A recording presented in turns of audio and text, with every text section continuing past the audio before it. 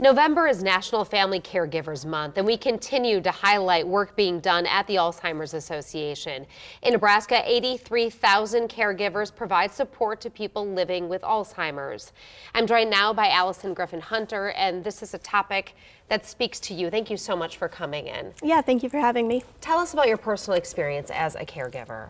Absolutely. My mom was diagnosed at the age of 54 years old, and I was only 21 at the time, and my sister was 16, and we had lost our father previously to brain cancer a few years prior. So without any other family, really, we kind of had to figure out how to do it on our own, and we turned to the Alzheimer's Association in order to get some help from them. And yeah, she just passed away actually this past February. So I'm so sorry for your loss. thank you. Definitely a tall task, an emotional task for any age, but at the age of 21, Right. Why was it important to reach out for support and support in a way of people who understood what you were going through?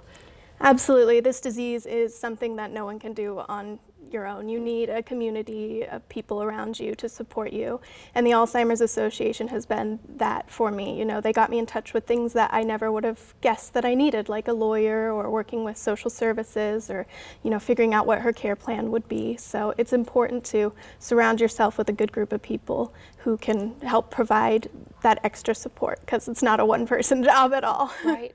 They've helped you. You've also then looked at ways you can advocate for and be part of this organization. Right. Why was it important for you to get involved in that way too? Absolutely. When my mom was early in her disease, she was involved in spreading the word and spreading the message, showing that Alzheimer's isn't just an older person's disease, that people, you know, in their 50s and 40s can get it.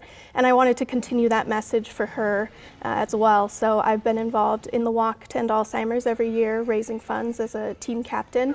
And additionally, I've been a public speaker, speaking to news organizations, and also doing advocacy. So working, going to Washington, D.C. every year to speak to government officials about why Alzheimer's is a public health crisis and what we can do about it. And on that note, the House of Representatives has passed legislation, Senate looking to take it up, and area lawmakers are in support of it. Talk about the bills right now that are in D.C. when it comes to caregivers. Right. So recently we just had two that passed the House. One was the Younger Onset Alzheimer's Act, which provides provisions under the Older Americans Act for those under 60 who are diagnosed with Alzheimer's disease, which is huge. I wish they had this when my mom was around, but it provides things such as transportation, caregiving, care planning, things that you wouldn't expect you would need so young, but that Alzheimer's patients do need. And the other one is the PACHITA, which is the Palliative Care and Hospice Training and Education Act, which we call PACHITA for short, and that provides more information for end-of-life care options for dementia patients as well. If someone is sitting at home right now and they're wondering, how can I get involved in this? I'd like to be an advocate for what's going on in my life, what I've seen going on with my family members. What do you recommend they do? Absolutely. First thing, get in touch with your Alzheimer's Association. Go to alz.org/advocacy, and you can get involved as an advocate that way. Additionally, if you know of someone with Alzheimer's, it's great to just be able to, you know, talk to their caregiver and say, can I take them out for a weekend, or can I help you? You know, usually giving them a suggestion is the best way, like, can I cook a meal for you Wednesday night? It's the best way to provide that support for them, because sometimes they don't know. Inspiring to see what you've been doing to help out with this. Thank you so much for coming in. We really appreciate it. Yeah, thank you for having me.